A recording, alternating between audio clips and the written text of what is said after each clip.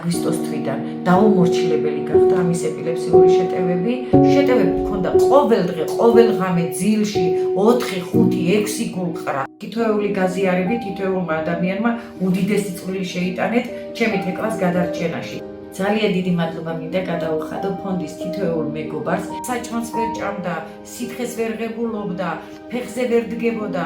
ფაქტიურად გახდა ბავშვი უკონტაქტო. თეკლა დღეს თქვენი წყალობით ფეხზე დადგა. თურქეთის კლინიკაში ჩაგვიტარდა კვლევები, თქვენი ფონდის დახმარებით. ძალიან დიდი დახმარება იმაში, რომ კვლევები გაკეთდა ფართომასშტაბიანი, დაკვირვება ენცეფალოგრამა, გაკეთდა სისხლის გენეტიკური კვლევა, დაფიქსირდა ზუსტად ის ადგილი, რასაც ეძებდა კლინიკა.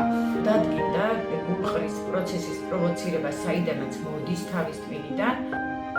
დიაგნოზი დაგვისვეს, დაენიშნა მკურნალობა დიაგნოზის საფუძველზე. მკურნალობის პროცესს უნდა დავაკვირდეთ 6 თვის განმავლობაში.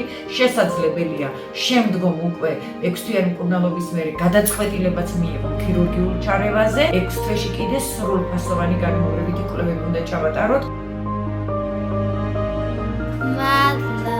არასდროს არ გქონებოდეთ ჯანმრთელობის პრობლემა. შემდგომში თქვენი თანადგომა დაგჭირდება. ჩვენ ახლა ახალ მედიკამენტს შეგვირჩევენ კიდე მეორეს, პლუს დაგვინიშნავენ კვლევებს.